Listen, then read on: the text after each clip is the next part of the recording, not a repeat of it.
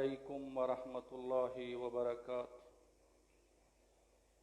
ان الحمد للہ نحمده ونستعینه ونستغفره ونعوذ باللہ من شرور انفسنا ومن سیئات اعمالنا من يهده الله فلا مضل له ومن يضلله فلا هادي له وأشهد أن لا إله إلا الله وحده لا شريك له وأشهد أن محمدا عبده ورسوله۔ أعوذ بالله من الشيطان الرجيم۔ يا أيها الذين آمنوا اتقوا الله حق تقاته ولا تموتن إلا وأنتم مسلمون۔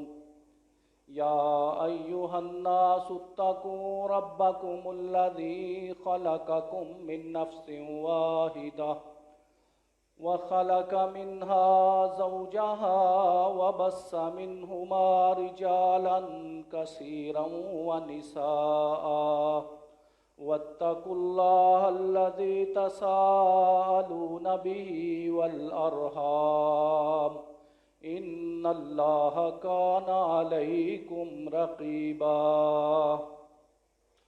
يا أيها الذين آمنوا اتقوا الله وقولوا قولا سديدا يصلح لكم أعمالكم ويغفر لكم ذنوبكم ومن يطع الله ورسوله فقد فاز فوزا عظيما۔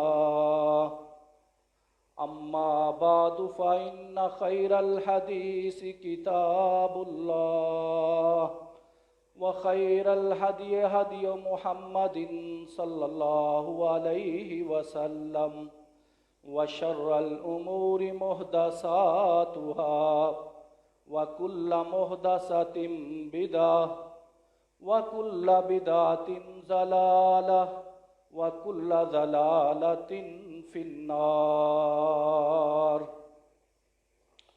فأعوذ بالله من الشيطان الرجيم بسم الله الرحمن الرحيم۔ وقرن في بيوتكن ولا تبرجن تبرج الجاهلية الأولى وأقمنا الصلاة وآتينا الزكاة وأطعنا الله ورسوله إنما يريد الله ليذهب عنكم الرجس أهل البيت ويطهركم تطهيرا۔ وقال الله تبارك وتعالى في القرآن المجيد: لقد رضي الله عن المؤمنين إذ يبايعونك تحت الشجرة فعلم ما في قلوبهم فأنزل السكينة عليهم وأصابهم فتحا قريبا۔ وقال الله تبارك وتعالى: محمد رسول الله والذين معه أشداء على الكفار رحماء بينهم تراهم ركعا سجدا يبتغون فضلا من الله ورضوانا سيماهم في وجوههم من أثر السجود ذلك مثلهم في التوراة ومثلهم في الإنجيل كزرع أخرج شطأه فآزره فاستغلظ فاستوى على سوقه يوجب الذراء ليغيظ بهم الكفار وعد اللہ الذین آمنوا وعملوا الصالحات منہم مغفرۃ واجرا عظیما ان اللہ وملائکتہ یصلون علی النبی یا ایہا الذین آمنوا صلوا علیہ وسلموا تسلیما اللہم صل علی محمد وعلی آل محمد کما صلیت علی ابراہیم وعلی آل ابراہیم انک حمید مجید اللہم بارک علی محمد وعلی آل محمد کما بارکت علی ابراہیم وعلی آل ابراہیم انک حمید مجید رب اشرح لی صدری ویسر لی امری واحلل عقدۃ من لسانی یفقہوا قولی رب زدنی علما رب زدنی علما رب زدنی علما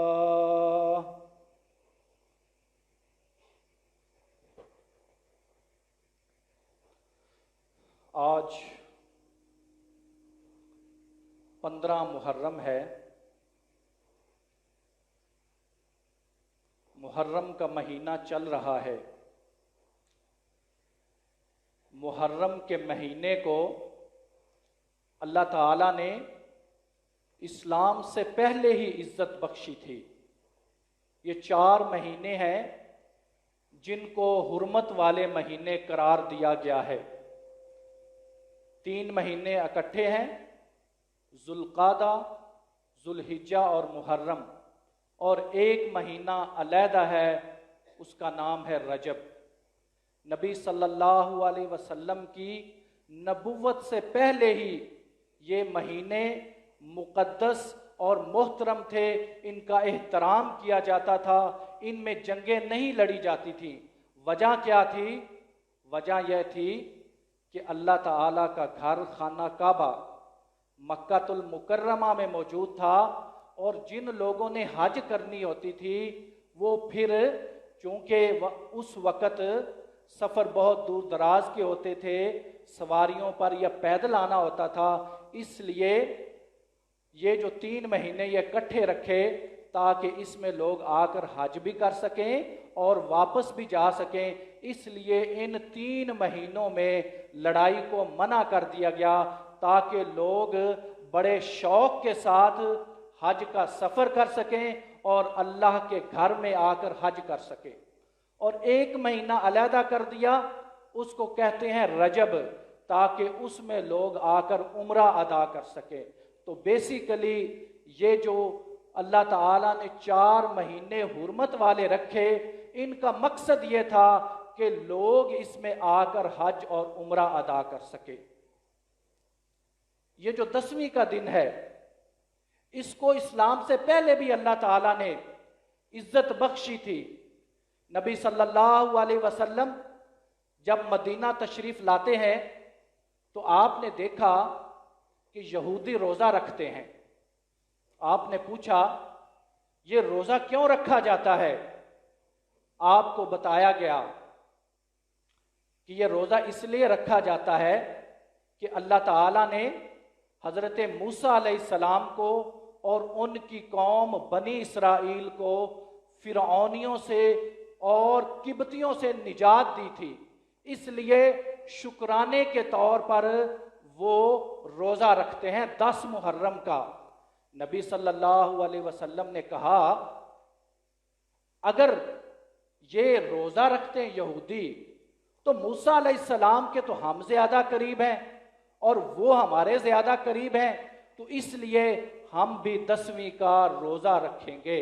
اور نبی صلی اللہ علیہ وسلم 10 محرم کا روزہ رکھتے تھے۔ اس سے ایک یہ بھی پتہ چلا کہ جب کوئی اللہ تعالیٰ نعمت دے تو شکرانے کے طور پہ کیا کرنا چاہیے؟ روزہ رکھنا چاہیے۔ روزہ رکھ کے آپ اللہ تعالیٰ کا شکر ادا کریں، جس طرح یہودی شکر ادا کرتے تھے، اور پھر اللہ کے نبی صلی اللہ علیہ وسلم نے کہا کہ موسیٰ علیہ السلام تو ہمارے ہیں، ہم موسیٰ علیہ السلام کے ہیں، اس لیے ہم 10ویں کا روزہ رکھیں گے، اور آپ روزہ رکھتے رہے، حتیٰ کہ جب آپ اس دنیا سے جانے لگے اس سے 1 سال پہلے آپ نے کہا کہ اگر میں اگلے سال زندہ رہا تو نامی کا روزہ رکھوں گا تاکہ یہودیوں سے مخالفت ہو جائے، نامی کا روزہ بھی رکھا جائے گا اور 10ویں کا روزہ بھی رکھا جائے گا۔ تو میں بتانا آپ کو یہ چاہتا ہوں کہ محرم اور 10ویں محرم، اس کی جو فضیلت ہے یہ تو اسلام سے پہلے ہی موجود تھی۔ ہاں، ایک تاریخی واقعہ ہوا، حضرت حسین رضی اللہ تعالی عنہ کو کربلا میں شہید کر دیا گیا، ان کی عظیم شہادت ہوئی، اللہ تعالیٰ نے ان کو نعمت دی۔ شہادت ایک نعمت ہوتی ہے جس کا مسلمان بندہ مومن متلاشی ہوتا ہے، تو وہ بھی محرم میں ہو گئی۔ لیکن اب ہو کیا رہا ہے، اس شہادت کا نام لے کر حضرت حسین رضی اللہ تعالی عنہ کی شہادت کو بیان کر کے، وہ بیان ہو چکی پچھلے جمعے میں، اور اس کو بڑی ہی ڈیٹیل سے مفصل انداز میں بیان کیا جا چکا ہے۔ لیکن ہو کیا رہا ہے، اس شہادت کی آڑ میں صحابہ اکرام رضوان اللہ علیہ مجمعین پر جو تبرہ کیا جاتا ہے، جو ان پر بکواسات کیے جاتے ہیں اور جو گندی زبان استعمال کی جاتی ہے، وہ شہادت حسین کی آڑ میں آج بات اس پہ کرنا چاہتا ہوں۔ اور پھر محرم کے مہینے میں جو اہل بیت اور اہل مصطفیٰ اور آل مصطفیٰ کا کنسپٹ دیا جاتا ہے، میں آپ کے سامنے رکھنا چاہتا ہوں آل مصطفیٰ سے مراد کیا ہے، اور آل مصطفیٰ میں شامل کون کون سے ہیں۔ ہم تو دنیا کی چکروں میں پڑے ہوئے ہیں، ہمیں ان بنیادی چیزوں کا ہی نہیں پتا اہل بیت ہوتے کون ہیں اور ہمیں کیا بتلایا جا رہا ہے۔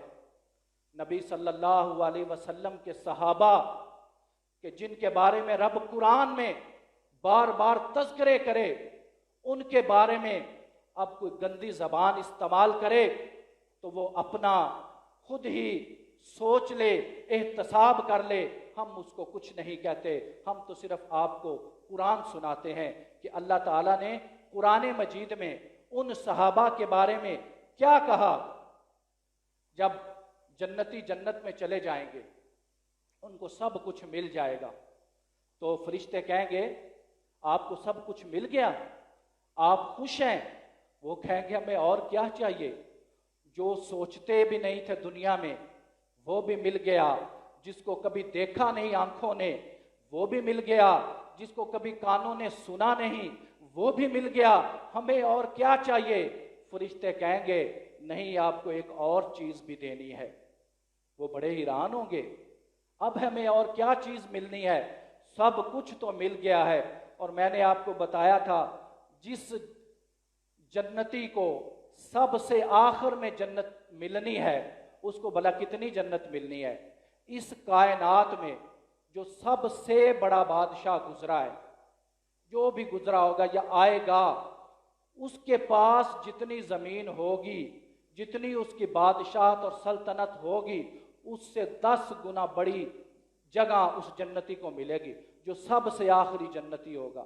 تو اتنا کچھ ملنے کے بعد جنتیوں نے تو یہی کہنا ہے کہ ہمیں تو سب کچھ مل گیا، لیکن فرشتے کیا کہیں گے؟ نہیں، آپ کو ایک اور انعام ملنا ہے۔ وہ انعام کیا ملے گا؟ اللہ تعالیٰ فرمائیں گے اے جنتیوں، جاؤ، آج میں نے تمہیں اپنی رضا دے دی، میں تم پہ خوش ہو گیا، آج کے بعد میں نے تم پر کبھی ناراض ہی نہیں ہونا۔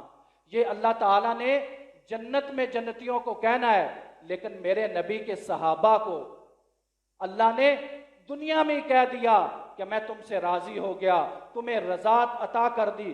یہ سورۃ الفتح میرے سامنے ہے، لقد رضی اللہ عن المؤمنین۔ اللہ فرماتے ہیں لقد، यकीनन अल्लाह ताला ये लफ्ज़ ना भी इस्तेमाल करते, अल्लाह से बढ़कर किसकी बात सच्ची हो सकती है, लेकिन अल्लाह ताला ने बात की अहमियत वाज़ेह करने के लिए लक़द का लफ्ज़ इस्तेमाल किया। रज़ी अल्लाहु अन्हुम वरज़ू अन, अल्लाह ताला लक़द रज़ी अल्लाहु अनिल मोमिनीना, मोमनों से राज़ी हो गया। ये है मोमन जिसको मैं आपको बतलाने लगा हूं, जिसको कुरान मोमन कह रहा है। मोमनों की तारीफ सुनिए, कौन से मोमन? इज़ युबायिऊनका तहत शजरा, जो दरख्त के नीचे बैत कर रहे थे। ये कौन थे? ये 1400 सहाबा थे। नबी सल्लल्लाहु अलैहि वसल्लम ने हजरत उस्मान रजी अल्लाह तआला अन्हु को मक्का भेजा। आप उम्रा करने जा रहे थे, हुदैबिया का मुकाम है, 1400 सहाबा मौजूद हैं। उस्मान रजी अल्लाह तआला अन्हु मक्का गए हैं सफ़ीर बनकर, पता चला अफवाह फैल गई, उनको शहीद कर दिया गया है। नबी सल्लल्लाहु अलैहि वसल्लम ने कहा बदला लेके जाएंगे। 1400 सहाबा ने बैत की। नबी सल्लल्लाहु अलैहि वसल्लम के हाथ पर दरख्त के नीचे नबी सल्लल्लाहु अलैहि वसल्लम ने एक हाथ अपना रखा, दूसरा हाथ उस्मान का रखा। 1400 सहाबा ने अपने हाथ रखे। बैत की, मर मिटने की, खत्म होने की, इस्लाम पे कुर्बान होने की, अपना खून निछावर करने की 1400 सहाबा थे। अल्लाह कह रहा है मैं इनसे राजी हो गया। ये मोमन जो दरख्त के नीचे बैत कर रहे थे, और क्या फ़अलिमा मा फ़ी कुलूबिहिम, ये अल्लाह ताला का सर्टिफिकेट है। अल्लाह कहता है मैं उनके दिलों को जानता हूं। आज कोई फतवे लगाए, कोई बहस करे, उनके ईमान की बातें करे, अल्लाह कहता है मैं उनके दिलों को जानता हूं कि वो कितने सच्चे थे, कितने मुखलस थे, और किस तरह वो मर मिटने के लिए तैयार थे उस्मान रजी अल्लाह ताला अन्हु का बदला लेने के लिए। और अल्लाह फरमाते हैं फ़अंज़लस सकीनता अलैहिम, फिर मैंने क्या किया? उन सहाबा पर, उन 1400 कुद्दूसी रूहों पर मैंने सकूनत नाजिल कर दी, उनको मुतमईन कर दिया कि तुमने ये जो काम किया है, ये जो तुमने बैत की है, ये जो तुम मर मिटने के लिए तैयार हुए हो, ये तुमने बेहतरीन सौदा किया है। वह असाबहुम फतहन करीबा, और खुशखबरी भी सुना दी कि अन करीब तुम्हें फतह होने वाली है। फतह खैबर भी हुई उसके बाद, और मक्का भी फतह हुआ। तो ये वो नबी के सहाबा हैं जिन्हें अल्लाह ने दुनिया में सर्टिफिकेट दे दिया। जन्नतियों को तो जन्नत में जाकर अल्लाह ताला ने ये सर्टिफिकेट देना है कि मैं तुमसे राजी हो गया। सहाबा इकराम, इनको अल्लाह ताला ने दुनिया में सर्टिफिकेट दे दिया कि मैं तुम पे राजी हो गया। यही सूरत अल फतह है। अल्लाह फरमाते हैं मुहम्मदुर रसूलुल्लाह, मोहम्मद सल्लल्लाहु अलैहि वसल्लम अल्लाह के रसूल हैं। अल्लाह ताला ने कुरान मजीद में मोहम्मद लफ्ज़ 4 दफ़ा इस्तेमाल किया है, और ये उनमें से एक जगह है। रसूलुल्लाह सल्लल्लाहु अलैहि वसल्लम ने जब वो सुलह हुदैबिया किया, शराइत लिखी, तो आखिर में लिखा मुहम्मदुर रसूलुल्लाह, ताकि साइन किए जाएं। तो वो कहने लगे हम तो आपको रसूल मानते ही नहीं, इसलिए आप लिखें मोहम्मद बिन अब्दुल्ला बिन अब्दुल मुत्तलिब। आपने कहा लिखा जाए, आपने लिखवा दिया। वहां तो आपने लिखवा दिया मोहम्मद बिन अब्दुल्ला बिन अब्दुल मुत्तलिब, लेकिन अल्लाह ने कहा नहीं, मोहम्मदुर रसूलुल्लाह, मोहम्मद अल्लाह के रसूल हैं। ये माने या ना माने, मोहम्मद सल्लल्लाहु अलैहि वसल्लम अल्लाह के रसूल हैं। और साथ अल्लाह ताला ने आपके साथियों का तज़किरा कर दिया। ये पूरी आयत नबी सल्लल्लाहु अलैहि वसल्लम के साथियों के बारे में है। और नबियों का तज़किरा कुरान मजीद में हुआ है, लेकिन उनके सहाबा का, उनके साथियों का इस तरह तज़किरा नहीं हुआ जिस तरह रसूल के सहाबा का, साथियों का तज़किरा हुआ है। अल्लाह फरमाते हैं मुहम्मदुर रसूलुल्लाह वल्लज़ीना मआहु अशिद्दाउ अलल कुफ़ारी रुहमाउ बैनहुम। उनकी पहली खूबी क्या है सहाबा इकराम की? वो काफरों के लिए सख्त हैं और आपस में नरम दिल हैं। काफरों के लिए वो जो है बहुत ही सख्त हैं और उनसे लड़ते हैं, और जो आपस में, जब मोमन आपस में बैठते हैं तो वो नरम होते हैं, मोहब्बत इख्तियार करते हैं। अगली खूबी उनकी क्या है? तराहुम रुक्कान सुज्जदन यब्तगून फज़लन मिनल्लाहि व रिज़वाना। आप देखेंगे कि वो रुकू करते होंगे اور سجدے کرتے ہوں گے، یعنی ہر وقت وہ نماز پڑھ رہے ہوتے ہیں، اور اس سے کیا ہوتا ہے، وہ اپنے رب کا فضل اور اس کی رضا تلاش کر رہے ہوتے ہیں۔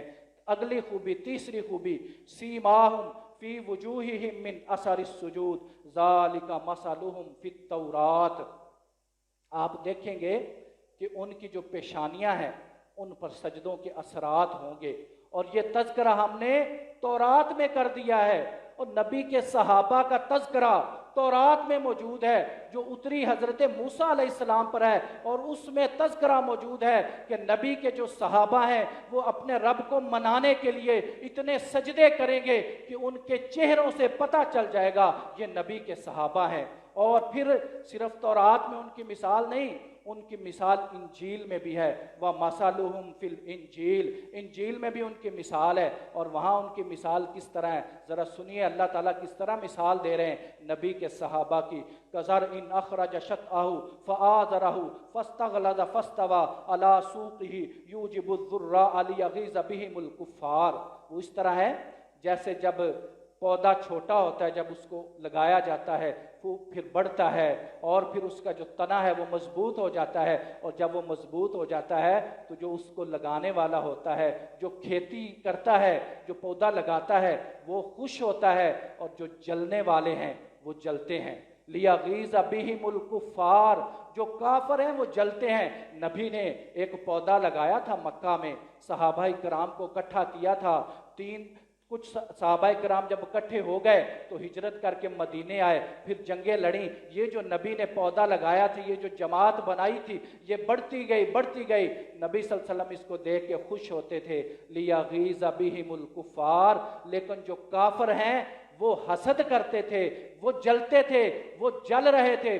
حضرت امام مالک رحمت اللہ علیہ نے اس آیت کی تفسیر میں فرمایا ہے، ذرا توجہ کرنا، یہ ہمارے امام ہیں امام مالک رحمت اللہ علیہ، وہ اس آیت کی تفسیر میں فرماتے ہیں کہ جو بھی نبی کے ایک صحابی سے بھی جلتا ہے، کفر رکھتا ہے، حسد کرتا ہے، ان کے ساتھ بدماشی کرتا ہے، بے غیرتی کرتا ہے، ان کے خلاف کوئی بھی بات کرتا ہے، وہ اس آیت کے زمرے میں آتا ہے۔ یہ ہیں نبی کے صحابہ۔ جنگ احد ہے، نبی صلی اللہ علیہ وسلم کے صحابہ موجود ہیں، ذرا توجہ کرنا، میں آپ کو سورت آل عمران کی طرف لے کے جا رہا ہوں۔ آج بڑا تذکرہ ہوتا ہے نبی کے صحابہ کے بارے میں۔ نبی کے صحابہ ہیں، جنگ کا پاسا پلٹ جاتا ہے، ایک جگہ چھوڑ دی جاتی ہے، کفار وہاں سے آ کر حملہ کرتے ہیں، نبی صلی اللہ علیہ وسلم میدان میں کھڑے ہیں، 9 صحابہ کرام آپ کے ارد گرد کٹھے ہیں، آپ کے ارد گرد کٹھے ہیں، ان میں سے 7 انصاری ہیں اور 2 مہاجر ہیں۔ وہ جو 7 انصاری صحابی ہیں ایک ایک کر کے کٹتے جاتے ہیں، شہید ہوتے جاتے ہیں، 2 صحابی رہ گئے، دونوں مہاجر ہیں، ایک کا نام ہے سعد بن ابی وقاص، سعد بن ابی وقاص رضی اللہ تعالی عنہ۔ نبی صلی اللہ علیہ وسلم ان کو تیر پکڑا رہے ہیں، کہہ رہے ہیں سعد مارو۔ ہر صحابی کہتا تھا میرے ماں باپ نبی پر قربان ہو، لیکن یہ سعد وہ صحابی ہے جس کے بارے میں نبی نے کہا اے سعد تجھ پر میرے ماں باپ قربان ہو۔ یہ سعد بن ابی وقاص ہے، تیر مار رہے ہیں اور شہید ہو جاتے ہیں۔ وہیں ایک صحابی ہے، اس کا نام ہے عبید بن طلحہ، طلحہ بن عبید اللہ۔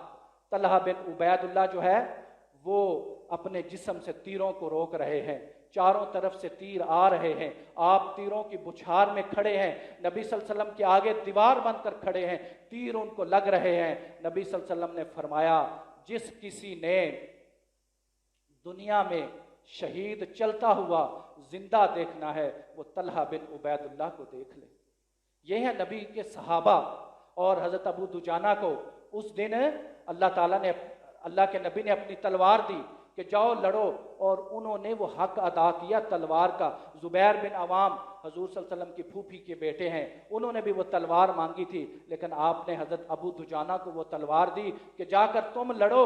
اور پھر حضرت زبیر بن عوام کہتے ہیں میں نے کہا ذرا دیکھو تو صحیح ابو دجانہ کس طرح لڑتا ہے۔ کہتے ہیں میں جہاں جاتا تھا ابو دجانہ کی تلوار اتنی تیز چلتی تھی سر کاٹ کے رکھ دیتی تھی۔ ایک جگہ آپ گئے، تلوار چلانے لگے تو آگے دیکھا عورت ہے، تلوار کو روک لیا۔ وہ ہندا تھی جس نے حضرت امیر حمزہ رضی اللہ تعالیٰ عنہ کا مسئلہ کیا تھا، آپ نے تلوار کو روک لیا، کہا میں یہ نہیں چاہتا کوئی کہے کہ نبی کی تلوار عورت پر چلتی ہے، یہ ابو دجانہ ہے۔ حضرت ابو حنظلہ، آپ جا رہے ہیں، ابو حنظلہ کی میت پڑی ہوئی ہے اور ان کے جو سر مبارک ہے وہاں سے پانی ٹپک رہا ہے۔ آپ نے کہا یہ کیا معاملہ ہے؟ اس کی بیوی کو بلایا گیا، بیوی سے پوچھا گیا یہ ابو حنظلہ کا کیا معاملہ ہے، اس طرح تو کوئی شہید نہیں ہے۔ اس نے کہا اے اللہ کے نبی، ہماری شادی ہوئی تھی رات، یہ ہم نے غسل ہم اکٹھے ہوئے تھے، اس نے غسل جنابت بھی نہیں کیا تھا، اور یہ آپ کی آواز آئی، یہ آ گیا، یہ نبی کے دیوانے پروانے، ان کے بارے میں کوئی بات کرے۔ تو اللہ کے نبی نے فرمایا اے ابو حنظلہ کی بیوی، میں نے دیکھا ہے اللہ نے فرشتے بھیجے ہیں جو اس کو غسل دے کر گئے ہیں۔ یہ نبی کے صحابہ کہ جن کے بارے میں قرآن کہہ رہا ہے وَلَقَدْ عَفَا عَنْكُمْ، یہ جو جنگ احد میں مسئلہ ہوا، اللہ کا قرآن کہتا ہے وَلَقَدْ عَفَا عَنْكُمْ، میں نے تم کو معاف کر دیا۔ جس کو رب معاف کر دے، ہم کون ہوتے ہیں ان کے بارے میں فتوے دینے والے؟ اور جب آپ نے وَلَقَدْ عَفَا عَنْكُمْ، اللہ نے کہا نا، یہ سورہ آل عمران کا 16واں رکوع ہے، وَلَقَدْ عَفَا عَنْكُمْ، میں نے تمہیں یقیناً معاف کر دیا تم کو۔ تو اللہ تعالیٰ نے سوچا کہ میں نے تم لفظ استعمال کیا ہے، کہیں صحابہ کے دل میں یہ نہ جائے کہ اب ہم تم ہو گئے ہیں۔ تو اللہ نے اسی رکوع میں کہا وَلَقَدْ عَفَا اللَّهُ عَنْهُمْ، اپنا نام بھی لگا دیا، وَلَقَدْ عَفَا اللَّهُ عَنْهُمْ، میں ان سے راضی ہو گیا، تم کو ختم کر کے ان کر دیا۔ اور پھر اپنے نبی کو کہا، اسی 17ویں رکوع میں ہے فَاعْفُ عَنْهُمْ، اے نبی تو بھی ان کو معاف کر دے، وَاسْتَغْفِرْ لَهُمْ، اور ان کے لیے دعا بھی کر، وَشَاوِرْهُمْ فِي الْأَمْرِ، اور جو کوئی بھی تو مشورہ کرے اس میں ان کو بھی شامل کر لے۔ یہ نبی کے صحابہ ہیں۔ نبی صلی اللہ علیہ وسلم نے مکہ فتح کرنا ہے، آپ نے پلاننگ کی کہ میں مکہ کو فتح کروں گا، لیکن آپ نے صحابہ کو کہا کہ آپ نے وہاں پر خبر نہیں پہنچانی، ہم یہ خفیہ جو ہے لشکر لے کر جائیں گے اور مکہ کو فتح کر دیں گے۔ ایک صحابی ہے، اس کا نام ہے حاطب بن ابی بلتہ، یہ قریشی نہیں ہے، اس کے جو بچے ہیں اور بیوی ہے وہ مکہ میں رہتے ہیں۔ اس نے کیا سوچا؟ اس نے کہا میں ان پر احسان کر دیتا ہوں، ان کو رکا لکھ کے بتا دیتا ہوں کہ اللہ کے نبی جو ہیں وہ لشکر لے کر حملہ کرنے والے ہیں۔ اور اس کے ذہن میں کیا تھا کہ اللہ کے نبی کو تو شکست ہونی نہیں، کیونکہ آپ تو حق پر ہیں، فتح پر فتح ہو رہی ہے، ان کو تو شکست ہونی نہیں، ان کو تو فتح ہی ہونی ہے، لیکن میں ان پر احسان کر دیتا ہوں، وہ میرے بیوی بچوں کی حفاظت کریں گے۔ تو اس نے ایک عورت کو رکا دے کر بھیج دیا۔ اللہ تعالیٰ نے اپنے نبی کو بتا دیا کہ اس طرح جو ہے وہ رکا جا رہا ہے مکہ کی طرف۔ آپ نے حضرت علی رضی اللہ تعالیٰ عنہ کو بھیجا کہ جاؤ ایک عورت کے پاس رکا ہے، لے کر آؤ۔ حضرت علی رضی اللہ تعالیٰ عنہ گئے، اس عورت کو کہا، اس کو پکڑ لیا، اسے کہا رکا دو۔ اس نے کہا جی میرے پاس تو کوئی رکا نہیں۔ اس حضرت علی رضی اللہ تعالیٰ عنہ نے کہا جس ذات نے مجھے کہا ہے وہ کبھی جھوٹ نہیں بولتی، رکا تیرے پاس ہے۔ ایک دفعہ اس کی تلاشی لے لی، نہیں ملا، آپ نے کہا میں تمہیں ننگا کروں گا، رکا تو تیرے پاس ہے۔ یہ ہو نہیں سکتا، میرے نبی نے کہا ہو اور رکا تیرے پاس نہ ہو۔ اس کے بالوں کی چوٹی میں رکا تھا، اس نے نکال کے دے دیا۔ جب آپ رکا لے کر واپس آئے، کھولا گیا، حاطب بن ابی بلتہ کا نام آیا، اس کو بلایا گیا۔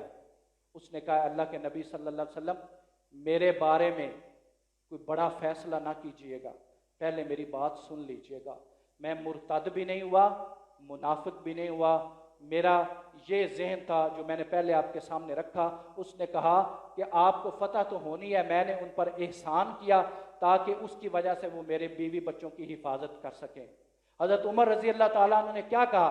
حضرت عمر رضی اللہ تعالیٰ عنہ نے کہا اے اللہ کے نبی صلی اللہ علیہ وسلم اگر آپ حکم دیں تو میں اس کا سر قلم کر دوں، یہ منافق ہو گیا ہے۔ اللہ کے نبی نے کیا کہا؟ میں یہ فقرہ آپ کو سنانا چاہتا ہوں، اس فقرے کے بعد ساری بحثیں ختم ہو جائیں گی جو آج ہو رہی ہیں صحابہ کرام کے بارے میں۔ آپ نے فرمایا اے عمر یہ بدری صحابی ہے، یہ بدری صحابی ہے اور بدریوں کو اللہ نے معاف کر دیا ہے، اب وہ کوئی گناہ بھی کرتے رہیں اللہ تعالیٰ نے ان سے پوچھ گچھ۔ جابر بن عبداللہ رضی اللہ تعالیٰ عنہ راوی ہیں، آپ نے کہا اس زمین پر ان لوگوں سے بڑھ کر کوئی لوگ پیدا ہی نہیں ہوئے۔ یہ جو 1400 صحابہ ہیں، کائنات میں سب سے بہترین لوگ یہ ہیں۔ اور مسلم شریف کی حدیث ہے، آپ صلی اللہ علیہ وسلم نے فرمایا یہ جو 1400 صحابہ ہیں نا جنہوں نے بیعت کی ہے، ان پر اللہ تعالیٰ نے جہنم کی آگ حرام کر دی ہے۔ اب جو ان کے بارے میں کالے دل والا، کالی زبان والا زبان درازی کرے گا تو اس کا انجام ہی برا ہونا ہے۔ اللہ تعالیٰ نے تو ان کے لیے واضح بتا دیا کہ ان کا جو ہے کیا حال ہونا ہے۔ اب آپ ذرا توجہ کیجئے، کربلا کے تناظر میں جب نبی صلی اللہ علیہ وسلم اس دنیا سے تشریف لے گئے، آپ کی حضرت حسین کی عمر تھی 6 سال، اور جب یہ واقعہ کربلا ہوا اور آپ کی شہادت ہوئی تو آپ کی عمر تھی 58 سال۔ اب 6 سال کے واقعات تو بیان کیے جاتے ہیں، جب حضرت حسین رضی اللہ تعالی عنہ حضور صلی اللہ علیہ وسلم کے ساتھ تھے، وہ 6 سال کے تذکرے تو ہوتے ہیں۔ اس کے بعد یہ واقعہ کربلا بھی بیان کیا جاتا ہے، 58 سال جب آپ کی عمر تھی، تو یہ جو درمیان میں 52 سال ہیں ان کا تذکرہ کیوں نہیں کیا جاتا؟ یہ جو 52 سال حضرت حسین رضی اللہ تعالی عنہ نے گزارے ہیں، یہ 52 سال کہاں گئے؟ وہ پہلے 6 سال بھی بیان ہو جاتے ہیں، واقعہ کربلا بھی بیان ہو جاتا ہے، یہ جو 52 سال ہیں یہ بیان کیوں نہیں کیا جاتے؟ میں آپ کو بتاتا ہوں یہ بیان کیوں نہیں کیا جاتا۔ وہ وجہ یہ ہے کہ جب یہ بیان کیے جائیں گے تو بتانا پڑے گا کہ حضرت ابو بکر صدیق رضی اللہ تعالی عنہ حسنین کریمین کو اپنے دائیں اور بائیں بٹھا کر خطبہ دیا کرتے تھے، یہ بات بتانی پڑے گی۔ یہ بات نہ بتانے کے لیے یہ 52 سال گول کر دیے جاتے ہیں۔ اگر یہ 52 سال کا تذکرہ ہو تو یہ بتانا پڑے گا کہ حضرت عمر فاروق رضی اللہ تعالی عنہ جب یہ حسنین کریمین آتے تھے تو کھڑے ہو کر ان کا استقبال کرتے تھے۔ یہ عمر ہیں، اور ان 52 سالوں میں یہ بتانا پڑے گا کہ یہ جو 2 جنت کے شہزادے ہیں حسن و حسین، یہ کھڑے ہو کر عثمان ذوالنورین رضی اللہ تعالی عنہ کے لیے پہرا دے رہے تھے، اور حضرت ابو ہریرہ جنہوں نے سب سے زیادہ حدیثیں بیان کی ہیں، یہ 52 سال اگر بیان کریں تو بتانا پڑے گا کہ ان 52 سالوں میں ایک وقت وہ بھی آیا تھا حضرت ابو ہریرہ رضی اللہ تعالی عنہ نے اپنی پگڑی اٹھا کر ان شہزادوں کی جوتیوں کو صاف کیا تھا۔ یہ صحابہ کی اتنی زیادہ ان کے ساتھ محبت، اور آج ان کے بارے میں زبان درازی کی جائے۔ اماں جی سے کسی نے کہا، اماں جی لوگ حضرت ابو بکر صدیق رضی اللہ تعالی عنہ کے بارے میں بڑی باتیں کرتے ہیں، ان پر تان کرتے ہیں، ان پر تبرہ کرتے ہیں۔ اماں جی نے بڑا ہی پیارا جواب دیا۔ اماں جی نے کہا اصل میں وہ اللہ تعالیٰ کے اتنے پیارے بندے ہیں، وہ دنیا سے چلے بھی گئے ہیں، اللہ تعالیٰ ان کی نیکیوں کا اکاؤنٹ بند نہیں کرنا چاہتا۔ یہ لوگ گالیاں دیتے ہیں، اللہ ان کے کھاتے میں نیکیاں لکھتا جا رہا ہے۔ یہ میرے ابو بکر 2 نبی کے داماد ہیں، عثمان اور علی، یہ نبی کے داماد ہیں، اور 2 نبی کے سسر ہیں، ابو بکر و عمر۔ ان کی تو آپس میں اتنی محبت ہے، اور اتنے محبت سے وہ رہتے ہیں۔ اماں جی سے کسی نے ایک دن کہا، اماں جی یہ آپ کو ماں ہی نہیں مانتے۔ آج حضرت ابو بکر پر اور اماں جی عائشہ رضی اللہ عنہا پر سب سے زیادہ تبرہ کیا جاتا ہے، اور میں بڑا حیران ہوتا ہوں جب میں ان کی گفتگو سنتا ہوں۔ ان کی ہر گفتگو میں سوائے کمپیریزن کے، موازنے کے، اور کوئی چیز ہی نہیں۔ تم اپنا چیز بیان کرو، صحابہ کا موازنہ کرنے کی کیا ضرورت ہے؟ اس صحابہ کو پر تو اللہ تعالیٰ راضی ہو چکا ہے۔ اللہ نے کہا فَإِنْ آمَنُوا बिमिस्लि मा आमनतुम बिही फक़द इह्तदौ, अगर तुम उनकी तरह ईमान लाओगे तो तुम्हारा ईमान काबिल कबूल होगा, वगरना तुम्हारा ईमान ही काबिल कबूल नहीं। उन सहाबा के बारे में आज बातें हो रही। तो अम्मा जी से किसी ने पूछा, अम्मा जी ये तो आपको माँ मानते ही नहीं। हालांकि हजरत आयशा रज़ी अल्लाह अन्हा नबी सल्लल्लाहु अलैहि वसल्लम की 11 बीवियों में से वो वाहिद बीवी हैं जो कमवारी हैं, और वो वाहिद बीवी हैं जिनके जिस बिस्तर पर वही नाजल होती थी, जिनकी पाक धामनी के लिए रब ने कुरान नाजल किया था, जो 200 से ज़्यादा हदीसों की रावियां हैं। वो एक इंस्टीट्यूशन है, अल्लाह ने उनको खुद मुंतखब किया था। जिब्राईल अलैहिस्सलाम ने तस्वीर आकर नबी सल्लल्लाहु अलैहि वसल्लम को दिखाई थी। अल्लाह ने आसमानों पर हज़रत आयशा रज़ी अल्लाह अन्हा को सेलेक्ट किया था, और बचपन से ही हजूर के साथ थी, क्योंकि हजूर ने खुद तरबियत की, इंस्टीट्यूशन बनाना था, इन्होंने आगे दीन सिखाना था औरतों को, वगरना औरतों के मसाइल कौन बयान करता। तो अम्मा जी को किसी ने कहा, ये आपको माँ ही नहीं मानते। मेरी माँ ने क्या कहा? मेरी माँ ने कहा, मैं तो इनकी माँ हूँ ही नहीं, मैं तो माँ ही मोमनों की हूँ, मैं तो मोमनों की माँ, इनकी तो माँ हूँ ही नहीं जो मुझे माँ नहीं मानते। तो मेरा आज मौजू तो आले मुस्तफ़ा था, लेकिन सहाबा इकराम पर ही बहुत ज़्यादा टाइम गुजर गया। मैं आपको इख्तिताम पर मुख्तसरन बता देता हूँ, इंशाल्लाह इस पर फिर हम डिटेल में एक जुमा करेंगे कि आले मुस्तफ़ा से मुराद क्या है। आज आले मुस्तफ़ा में सिर्फ हसन हुसैन, हज़रत फ़ातिमा और हज़रत अली रिज़वानुल्लाह अलैहिम अजमाइन को रखा जाता है। हालांकि हम उनसे भी प्यार करते हैं, वो भी हमारे सर का ताज हैं। हसनैन करीमैन जन्नत के शहजादे हैं। हज़रत फ़ातिमा रज़ी अल्लाह अन्हा जन्नत की शहजादी हैं। हज़रत अली रज़ी अल्लाह ताला अन्हु हमारे हीरो हैं। हम उनसे भी प्यार करते हैं, हम सहाबा से भी प्यार करते हैं। हमें तो किसी से बुग़्ज़ नहीं, बर्बादी उनकी होनी है जो इनमें से किसी के साथ भी बुग़्ज़ रखता है। और हम तो अपने रब से दुआ करते हैं, अल्लाह हमें इनमें से किसी एक का ही क़यामत के दिन साथ दे दे। हम तो हर एक से प्यार करते हैं। अहले बैत हैं कौन?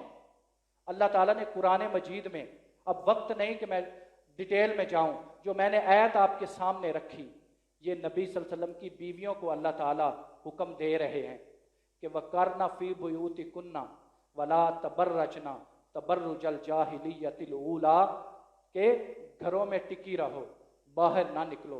हाँ, अगर निकलना भी पड़े तो जाओ, लेकिन जो बनाओ सिंगार है वो करके नहीं निकलना, ज़माने जाहिलियत की तरफ। और व अकीमन सलाता व आतीन ज़काता व अतीन अल्लाह व रसूल, नमाज कायम करनी है, ज़कात देनी है, और अल्लाह और उसके रसूल की इताअत करनी है। ये क्यों आपको हुक्म दिया जा रहा है? इन्नमा युरीदुल्लाहु लियुज़हिबा अन्कुमुर रिजसा, अल्लाह ताला चाहता है तुमसे गंदगी को दूर कर दे। अहलल बैति व युतहिरकुम ततहीरा, यहाँ लफ्ज़ आया है अहलल बैत, अहले बैत। अब अहले बैत कौन है? तज़किरा नबी की बीवियों का हो रहा है, तो कौन अहले बैत है? सबसे पहले अहले बैत में बीवियाँ आती हैं। आज वरासत के जो मसाइल हैं, सबसे पहले गुस्सा किसको मिलता है? वालदैन को और बीवी को, उसका हिस्सा निकाला जाता है, फिर बच्चों औलाद को दिया जाता है। तो सबसे पहले अहले बैत में बीवियां आती हैं। कुरान कह रहा है, और नबी सल्लल्लाहु अलैहि वसल्लम की 11 बीवियां हैं। अब मैं उस तफसील में नहीं जाता। उसके बाद नबी सल्लल्लाहु अलैहि वसल्लम की औलाद है। अब नबी सल्लल्लाहु अलैहि वसल्लम की औलाद में कौन कौन शामिल है? अब हमें तो यही बताया जाता है ना, हसन हुसैन, उसके अलावा तो हमें पता ही नहीं। हम इतने बुद्धू हैं और हमने कभी सोचा भी नहीं कि हम ही अपना जो है वो दीन पढ़ लें। दुनिया तो हमें गलत बताएगी, हम ही कुछ सोच लें। अब नबी सल्लल्लाहु अलैहि वसल्लम की औलाद में और क्या है? नबी सल्लल्लाहु अलैहि वसल्लम की औलाद में 3 बेटे हैं, हज़रत कासिम, हज़रत अब्दुल्ला जिनका लक़ब है ताहिर और तैयब, और हज़रत इब्राहीम। ये 3 बेटे हैं। 2 बेटे हज़रत खदीजा रज़ी अल्लाह अन्हा से हैं, और एक बेटा हज़रत मारिया किब्तिया जो लौंडी है, जो आपको एक बादशाह ने तोहफे के तौर पर दी थी, उसमें से हैं। तीनों बच्चे बचपन में फौत हो गए। آپ کی 4 بیٹیاں ہیں. بڑی بیٹی کا نام ہے حضرت زینب، اس کے بعد ہے حضرت رقیہ، اس کے بعد ہے حضرت ام کلثوم، اس کے بعد ہے حضرت فاطمہ رضی اللہ تعالی عنہم اجمعین. اب ہمیں حضرت زینب کے بارے میں کس نے بتانا تھا؟ حضرت زینب کی شادی ہوتی ہے ابو العاص سے، جو ان کی پھوپھی ذات تھا، اس کے ساتھ شادی ہوئی. مکہ میں تھے آپ، مدینہ میں آ گئے. ابو العاص جنگ بدر میں قید ہو گیا. قید ہونے کے بعد جب نبی صلی اللہ علیہ وسلم نے فدیہ دے کر چھوڑا تو اس ابو العاص نے فدیہ میں ہار پیش کیا. جب نبی صلی اللہ علیہ وسلم نے وہ ہار دیکھا تو آپ رو پڑے، کیونکہ یہ ہار خدیجہ کا ہار تھا جو حضرت خدیجہ رضی اللہ عنہا نے اپنی بیٹی زینب کو جہیز میں دیا تھا. آپ نے صحابہ سے کہا میں یہ ہار واپس کرنا چاہتا ہوں، یہ میری پیاری بیوی خدیجہ کا ہے. صحابہ کرام نے کہا ہمیں کیا اعتراض ہے؟ آپ نے ہار واپس کیا. ابو العاص کو کہا میری بیٹی کو بھیج دینا. خیر لمبا واقعہ ہے. ابو العاص نے بیٹی کو بھیج دیا. پھر ابو العاص بھی مسلمان ہو گئے، وہ بھی مدینہ میں آ گئے. اب ان کی اولاد میں ایک لڑکا ہے ایک لڑکی. لڑکے کا نام ہے علی. اس علی کے بارے میں کس کو پتہ ہے؟ اس لڑکے کا نام ہے علی. اور فتح مکہ کے موقع پر جو نبی صلی اللہ علیہ وسلم اونٹ پر بیٹھے تھے، آپ کے پیچھے جو لڑکا بیٹھا تھا اس کا نام ہے علی، جو حضرت زینب کا بیٹا ہے. اور ایک ان کی بیٹی ہے امامہ. امامہ جو ہے وہ بیٹی، یہ وہ بیٹی ہے جس طرح نبی صلی اللہ علیہ وسلم حسن حسین سے پیار کرتے تھے اور ان کو کندھوں پر بٹھاتے تھے اور سجدے میں جاتے تھے تو اتار دیتے تھے، اٹھتے تھے تو اپنے کندھوں پر بٹھا لیتے تھے. اسی طرح امامہ کو بھی آپ کرتے تھے. اور یہ وہ آپ کی نواسی ہے. جب ایک دفعہ ہار آپ کے پاس آیا تو آپ نے کہا میں اپنے خاندان میں سے سب سے قریبی کو یہ ہار دوں گا. صحابہ کرام نے سوچا یہ ہار حضرت عائشہ رضی اللہ عنہا کو ملے گا. آپ نے وہ ہار امامہ کو دیا. اس امامہ کے بارے میں کون جانتا ہے؟ یہ وہی امامہ ہے جب حضرت فاطمہ رضی اللہ عنہا کا انتقال ہوا تو آپ نے حضرت علی سے کہا اگر شادی کرنی ہے تو حضرت امامہ سے کر لینا. حضرت علی نے پھر امامہ سے شادی کی. اس کا تذکرہ کہاں ہے؟ پھر نبی کی بیٹی ہے حضرت رقیہ، اس کے ساتھ حضرت عثمان غنی رضی اللہ تعالیٰ عنہ کی شادی ہوئی. ایک بیٹا ہوا جس کا نام ہے عبداللہ. اس عبداللہ کو کون جانتا ہے؟ 6 سال کی عمر میں شہید ہوا.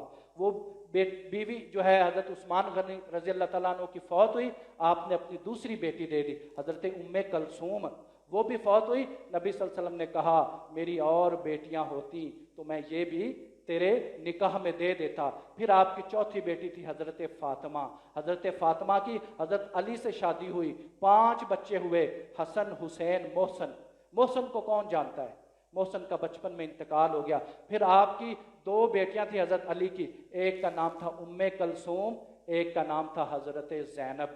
ام کلثوم کا نکاح حضرت عمر فاروق سے ہوا. یہ کون جانتا ہے؟ یہ کوئی بیان ہی نہیں کرتا. یہ بیان کریں گے تو ان کی ماں مر جائے گی. یہ حقیقت کون بیان کرے گا کہ حضرت علی کی جو بیٹی ہے ام کلثوم، اس کا نکاح حضرت عمر فاروق سے ہوا. حضرت عمر فاروق داماد ہیں حضرت علی رضی اللہ تعالیٰ عنہ کے. حضرت علی رضی اللہ تعالیٰ عنہ سسر ہیں حضرت عمر فاروق کے. پھر حضرت حسن، حضرت حسین، ان کے بچوں کے نام دیکھیں، علی اصغر، علی اکبر، زین العابدین، سکینہ، کسی کا نام ابو بکر، کسی کا نام عمر، کسی کا نام عثمان. حضرت حسین کے حسن کے بیٹوں کے نام دیکھیں، ایک بیٹی کا نام ہے عائشہ، ایک بیٹے کا نام ہے ابو بکر، عمر، عثمان. اور جو کربلا میں شہید ہوئے، جو سب سے پہلے 3 شہید ہوئے، پہلے کا نام ابو بکر، دوسرے کا نام عمر فاروق، تیسرے کا نام عثمان غنی. یہ چیزیں، یہ حقیقت ہمیں کون بتائے گا؟ اصل بات یہ ہے وہ صحابہ، ان کی آپس میں بڑی دوستی تھی، وہ ایک دوسرے سے پیار کرتے تھے. یہ جو بغض اور عداوت ہے یہ ہم لوگوں نے بنا لیا ہے. صحابہ تو آپس میں بڑی محبت کرتے تھے. اس لیے اماں جی سے جب کسی نے کہا اماں جی یہ آپ کو ماں ہی نہیں مانتے، تو اماں جی نے کتنا پیارا جواب دیا. اماں جی نے کہا میں تو مومنوں کی ماں ہوں، میں تو ان کی ماں ہوں ہی نہیں. اور جو حرام کے ہوتے ہیں وہ اپنی ماں کا خیال نہیں کرتے، حلالی جو ہوتے ہیں وہ اپنی ماں کا خیال کرتے ہیں. وآخر دعوانا ان الحمدللہ.